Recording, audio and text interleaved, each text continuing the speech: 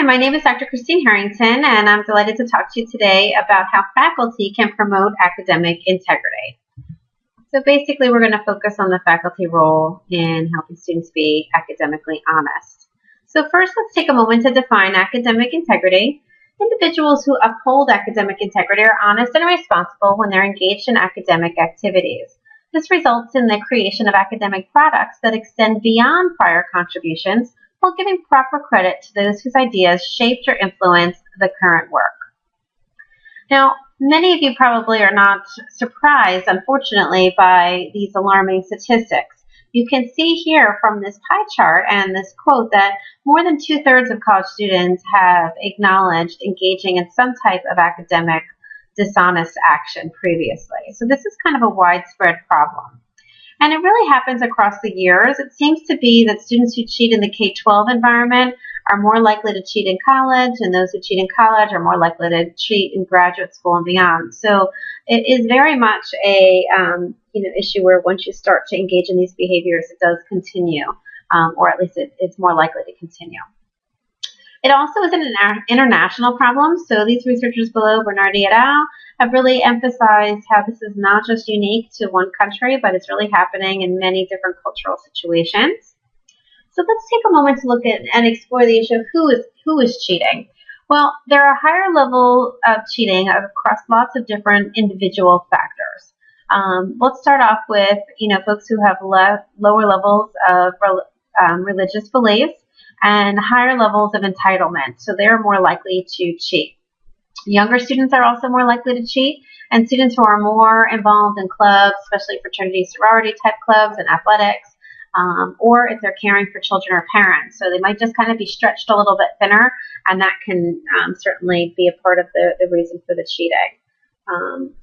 The other issue seems to be having to do with grades, and it seems that either the high-performing students who are trying to thrive and maybe get into a grad school, get a little extra competitive edge, or the lower students who are just trying to pass are more likely to cheat than folks in the middle ground. So those are some of the individual variables that seem to contribute to whether or not students will engage in cheating. Interestingly enough, Kidwell and Kent found that students who are in internet or distance education type courses actually reported lower levels of cheating as compared to traditional students. I know a lot of online instructors are very concerned about cheating, and there's significant conversation surrounding that, but the evidence isn't really showing that the cheating is happening at a more higher level in this environment. So it seems like we really need to kind of just tackle this from a broader perspective. So let's talk a minute now about why students cheat. Well, first of all, there is a lot of pressure for them to perform well, and in many cases it's high-stakes kinds of issues. You might need grades to maintain a scholarship, to stay on an athletic team, to be able to get into grad school, things like that. Another reason for it is the perception that they believe that everyone else is doing it. So if you think everyone else is cheating, you're going to be more likely to cheat yourself. So it's kind of like the norm. There's nothing wrong with it. Everybody else is doing it, right? So the other one has to do with the lack of consequences. Unfortunately, many of us in the world of academia are not taking the actions necessary to really address this problem. And that word gets out to students pretty quickly. So you can cheat and get, maybe a little slap on the wrist, and it's not going to impact you too much. So we're really sending the message that, it's not that terrible to cheat. There really are no significant consequences. Now, we looked at why students do cheat. Let's also look at some of the literature that speaks to why students do not cheat. Well, one of the primary reasons for them not cheating has to do with what kind of goal they have. And students who have learning-based goals are much less likely to cheat. And that makes sense because cheating is not going to help them achieve that goal. If their goal simply is to have a good grade, then cheating may actually help them do well if they're not caught in a course. So it's really important. One of the most important things that we can focus on is really helping students focus on learning goals. The next one that has, kind of some really interesting research behind it is based on character. And we're going to go over that study in a moment. But basically, students don't want to be viewed as a cheater. So that can certainly impact the likelihood or reduce, the likelihood of them engaging in cheating behaviors. Students who think it's morally wrong are also less likely to cheat, and students who think that there will be strong consequences are also more likely to avoid dishonest behavior. Now we're going to take a closer look at that study that has to do with the character. So in this really interesting study by Brian Adams and Monin, what they did was they compared two different groups of students. And prior to taking the test, these two different students were told two different messages. And it was an experimental study, so folks were randomly assigned to one of the two conditions. And in the first condition, they were basically told, please don't cheat. And in the second condition, they were told, please don't be a cheater. So this is obviously more about the character of who you are. This is more specific action. And what they found was that the students who were told, please don't be a cheater, were much less likely to actually cheat on the academic task. So now we've explored some individual factors, and they are important to look at. However, it's really essential that you understand how powerful the situational or contextual variables really can be in making a decision about whether a student is going to cheat. In fact, these variables often contribute to cheating more so than individual factors. So we have to explore these situational variables now. So let's take some lessons learned from the world of social psychology, because these really illustrate very clearly the power of a situation. So you probably recall from your days, in either as an undergrad or a graduate student, looking at Milgram's famous obedience study. And actually the results of this study have been shown to be true as recently as 2009. So we can't really say, well, people today wouldn't act that way, because actually the research says yes, they would. And what this famous study really was, if you recall, is that they were instructed by an experimenter to administer these electric shocks to another participant in the study whenever they got an answer wrong on a test. Now, they weren't actually giving the shocks out. However, they did not know that. So the participant in the study was actually administering very high levels of electric shocks to a person for getting faulty answers, even when that person was screaming, please stop, I have a heart condition, I just want to get out of this. And they did that because the situation really warranted it. The experimenter was in the room and was saying, you must go on. And by just giving a couple of nudges in that direction, almost all of the participants really did engage in the actions that were requested.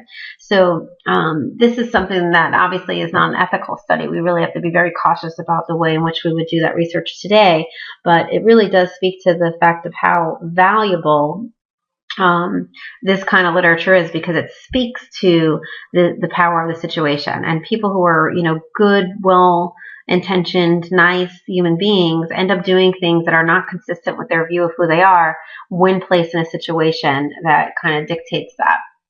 Ash's conformity study is also another example of that. And this was basically that study, if you recall, that had like lines, and all the lines were the same size except for a couple, and the participants had to decide which one was the same, that looked the same. So they had one line on the left and 3 lines on the right. And they had to say which one was the same. Well, what they did was they had a bunch of Confederates in the study so that everyone would give the wrong answer, the obvious wrong answer. So it was a line that didn't even look close to the line on the left. So by the time it gets to the person who is not in on the study, but is really just truly a participant, they end up just going ahead and going with the norm, because they think something must be wrong with them, so I must just go ahead and do what everyone else is doing. So even if they think that the others are wrong, they're still going to put their actions to be consistent with how others act. And that's what we learned from that study. One more study we'll go over is the Zimbardo's prison experimental study. And if you recall from this study, folks who participated were either assigned to be a prisoner or a guard. And what we learned very quickly was that people will, very soon after being given these roles, start to act their role. So regardless, 2 minutes beforehand, we were all just participants. Now I'm a guard. I'm going to act like a guard. I'm a prisoner. I'm going to act like a prisoner. So again, these studies, you take them together and you really see the power of the social situation. And if you go back, many of us would say, well, we wouldn't do that. I wouldn't do that. And the truth is, yes, we probably would. It's easy for us to say that when we're not in that situation, but the research is very clear, and there's been a ton of literature really on this topic, that the power of the situation is huge. So we need to keep that in mind, because these are powerful situational and contextual variables that can impact whether or not students will cheat in the college environment. So basically, students are less likely to cheat if they think their peers are not going to approve of it. So this peer group piece is a very important element. And if they think their peers are generally acting honest, then they're more likely to act honest also. And they also would be less likely to cheat if they think that their college is committed to, a sense of academic integrity and highly values this. So these are some of the situational variables that will impact the cheating. Bisping, Patron, and Roskelley found that students are less likely to cheat if they think that there's a good chance of them being caught. So obviously, if a professor is sitting up in the front of the room and just kind of head down, grading papers, checking emails, not looking around, not moving around, the student's going to feel like I can probably get away with cheating versus a faculty member who is constantly making eye contact, maybe even getting up and walking around the room. So the role of punishment also does impact our actions. Now, let's talk a minute about how we respond to cheating. First of all, I don't think any of us enjoy this part of our job. We don't really want to do the gotcha, I caught you, and have to do the confrontation and deal with determining what the best consequence is, etc. And unfortunately, many of us don't even follow the campus procedures. We often handle it ourselves, so it's often not making it up the chain of command, not getting filed as an official code of conduct. And there's a variety of reasons for that. Sometimes we don't feel like getting involved. It's just kind of a lot of paperwork that's involved in that. You may think that students are going to give you bad ratings then. I may rate my professors or things like that. And you may also not believe that the administration is going to take the action seriously. So even if you do report it, maybe you think it won't actually be addressed in the way that you want it to be addressed. So, and sometimes faculty will even kind of look the other way and pretend they didn't see it because, again, dealing with this it's not easy. It's very complicated and it takes a lot of mental energy as well as time to deal with it. All right, so now it's time for us to take a look at better solutions and what we can do to really try to increase the focus on academic integrity in our college atmospheres. All right, well, one of the most powerful kind of pieces of research out there is that schools who have honor codes actually seem to have less cheating reported than schools without honor codes. Now, even with the honor codes, it is not, non-existent. So you can see here from the chart, and there's several different studies here, that we're still seeing cheating happening. So we're not talking about it being eliminated, but it is reduced in schools with honor codes. So what is an honor code exactly? Well, here's what Menendez talks about when he describes the honor code. It's basically exams that are not proctored. In the beginning of their time at college, they're committing to some kind of statement that they will not cheat, and that's usually through some type of written pledge. And there's some kind of judicial process, and that process involves students, so it's not just administration and faculty. And students are expected to report any dishonest actions that they discover. So let's talk about what we can do in our own classrooms. Well, by teaching students about academic integrity, we can reduce especially the unintentional dishonest actions. Because let's face it, many of our students engage in these actions and really did not do so intentionally, but just did not fully understand what cheating and plagiarism was. So one of the actions we can take is to teach them about it. And here's an interesting study by Belter and Dupre that was done where they basically had their students complete this online module, something similar to this. Actually, I have a student version of this module. Also, this is for faculty, obviously. And in that module, they learned about what cheating, what plagiarism was, what kind of consequences might happen. And then they had to take a quiz. And they had as many chances as they wanted to on the quiz, but they had to get 100% before they were allowed to submit assignments. And what they discovered is that they compared this class to a previous class, and they wanted to look at the rates of plagiarism. So they had to do these, this assignment. It was an abnormal psychology class, and when they used the assignment, the professor used the Turnitin technology to determine or detect plagiarism, rather. And what they discovered in terms of results was that the class who used the module had much fewer, plagiarism incidents than the students who did not do the module the year prior. Now, obviously, it's not a purely experimental study because we're, doing some, kind of real life work in the world of college classes. However, this is a pretty significant drop in the number of plagiarism incidents. So it seems like a time well invested, and because it all happened outside of class, it wasn't a waste of class time, although talking about academic integrity is probably not a waste of class time. It's a good conversation to have. So in addition to teaching them and maybe having them do a module, you also want to create a climate of academic integrity. So by the way that you conduct yourself and some of the things that you say can really make a difference. So if you emphasize the importance of honest actions and why they're so critical to not only you as a faculty member, but really the institution. We don't want to be in a place where we get a bad rap and folks are thinking that our graduates are, dishonest. I mean, that really brings down, the experience for everyone. So we want it to be a valuable experience for all, and we can have conversations about that will help our students really understand the value and how much it really matters to us. One of the other things we can do, as I mentioned before, learning goals are, students with learning goals are much less likely to cheat. So we want to emphasize that with our students. We want to, obviously achievement matters and we don't want to act like it doesn't, but what we want to do is more heavily emphasize the value of learning. So we can do that in the syllabus, we can do that in class. So if we really emphasize how they are learning and how this content and knowledge and skill development is going to help them in the future, that will also reduce the likelihood of, dishonest actions. Now, when we talk about the next steps, what we're trying to do is we're also helping them see, when you're ethical and honest, this is going to carry you far in the world of work. And, that's one of the, most important characteristics that employers are looking for. They don't want to have employees who might engage in dishonest actions. That can get a company in a lot of trouble, and really, that's going to be at the core value system at most places of employment. So we want to talk about the importance of that now and how that really sets the stage for the future as well. The other thing we can do is be strategic as we create assignments. So if we keep using the same assignment every semester, the chances of cheating and plagiarism is going to go up because there's going to be more versions of that paper out there. That can certainly, just be a little too tempting sometimes for even students who may not initially, want to cheat.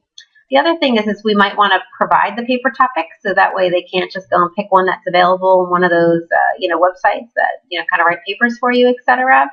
And the more specific a topic is, the less likely it is for them to find a pre-made paper. So that's something else that I would suggest that you do is to try to narrow your projects to be a little bit more targeted towards whatever your goal is. If you ask students to attach the sources, that may also reduce the likelihood of plagiarism because they know that it's very easy for you to detect if it's right there in front of you. Seems like some briefer papers and maybe even alternatives to papers such as multimedia presentations might be some other avenues that may reduce plagiarism as well. So if you want to, you can go off to these websites, and here are some other examples about how you can create assignments that will promote academic integrity. So those are a couple of tools that are available to you. When it comes to testing, there are several things that we can do as a faculty member. The most important one is really to prepare our students well. So if we teach them well so that they really learn the content, they will be less likely to cheat because they're going to be more confident in their, knowing of the content that they need to know for the exam. There are obviously some strategies by not letting them have their cell phones or personal belongings near them, the way the seating is arranged, maybe having multiple formats. Not using the same exams over and over again, that obviously increases the likelihood of exams getting out there. And by using more open-ended questions, that is also more difficult to cheat on than obviously the multiple choice. You can't just peek over your shoulder and see somebody else who's circled the letter B.